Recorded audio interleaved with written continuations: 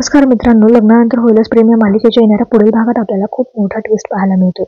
नंदिनीवर आता मोठं संकट आलेलं असतं. विक्रम सोबत आता मालिनीही तिच्यावर विश्वास ठेवत नसते, कारण नंदिनीकडे कोणताही पुरावा नसतो. पण मात्र आता जीवा, पार्थ आणि काव्या या तिघांचाही नंदिनीवर पूर्ण विश्वास असतो. तर रम्या आता खूप फोर्स करू लागते की नंदिनी तुला आता हे घर सोडून जावं लागेल. पण मात्र विक्रमच्या बोलण्याने आता ती गप्प होती आणि विक्रम जो आहे तो म्हणतो की आता मला या घरात आणखीन तमाशा नको. तर आता नंदिनीकडे पार्थ जातो आणि म्हणतो की तू जे काही बोलतेस ना त्यावर माझा विश्वास आहे.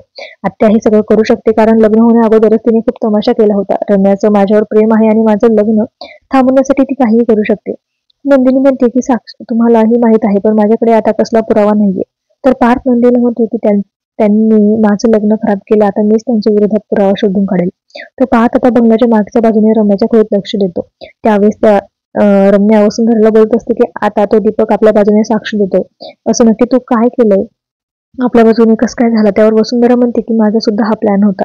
तू बघितलंस ना, तर नंदिनी कसं तोंडावर पडली आज. तर आज पार्थ आता हे सगळं काही बोलणं ऐकतो आणि हुशारीने तो सगळं काही रेकॉर्ड सुद्धा करतो.